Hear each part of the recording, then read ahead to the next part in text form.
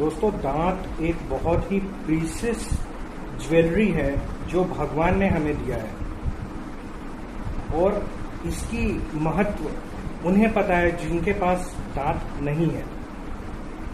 तो चाहे जिस भी वजह से, चाहे बचपन में दांत ना आना या फिर किसी वजह से हमने दांतों को निकलवा लिया हो या एक्सीडेंट में टूट गया हो, हमें दांत को खाली नहीं रखना चाहिए, दांतों को हमेशा लगवा लेना चाहिए।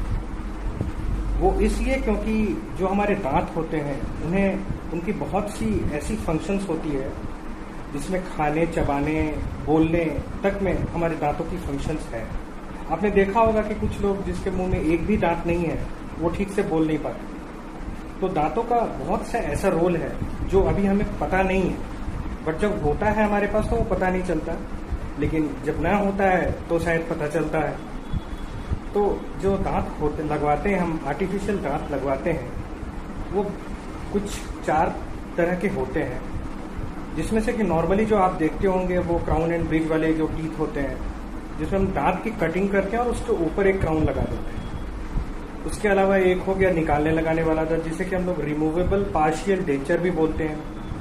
वो कंपैरेटिवली कम प्राइस की होती है उससे, फिक्स वाली से। फिक्स ही है वो जिसका हमने पहले बताया, क्राउन एंड ब्रिज वाली, जिसे हम फिक्स भी बोलते हैं। तो ये जो क्राउन एंड ब्रिज होती है, फिक्स टीथ होती है, ये बहुत से वैरायटीज में आती है।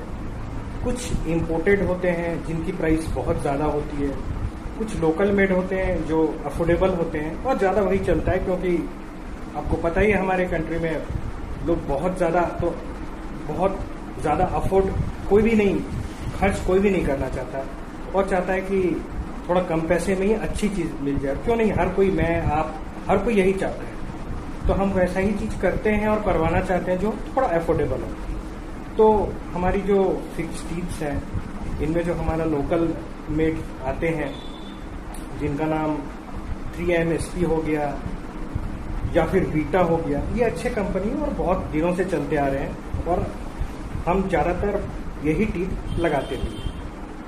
इंपोर्टेड वाले आते हैं जिनको जिरकोनिया नाम से जाना जाता है, ये बहुत ही खूबसूरत होते हैं और हम इसे सामने ज्यादा प्रेफर करते हैं, सामने वाले एरिया में लगाने के लिए। रिमूवेबल, जैसा कि मैंने आपको बताया, थोड़े कम पैसे वाले टीथ्स हैं जो थोड़े कम, जिनकी बजट थोड़ी कम है, वो उससे काम चला सकते हैं, लेकिन हाँ उसमें प्रॉब्लम्स ज्यादा है फिक्स वाले के अपेक्षा में, क्योंकि हमें उन्हें निकाल के फिर से रखना पड़ता है, फिर से लगाना पड़ता है, रात को धोना पड़ता है, तो उसमें कुछ प्रॉब्लम्स है और वो एग्जैक्टली वैसा तो फंक्शंस नहीं करेगा जैसे फिक्स वाले दांत करते हैं। इसके अलावा अभी रिसेंट डेवलपमेंट में हमने सुना होगा डेंटल इम्प्लांट्स के बारे में। डेंटल इम्प्लांट्स एक स्क्रू की तरह होती है जो हमारे जबड़ों के अंदर जाके फिट हो जाती है और उसके बाद हम उस पर कैपिंग करके बिल्कुल एग्जैक्टली वैसे ही दांत बना देते हैं जैसा हमारा ओरिजिनल दांत। तो डेंटल इम्प्लांट्स जो है वो थोड़ा कॉस्टली ट्रीटमेंट है, क्योंकि उसकी जो मटेरियल्स आती है वो इम्पोर्टेड होती है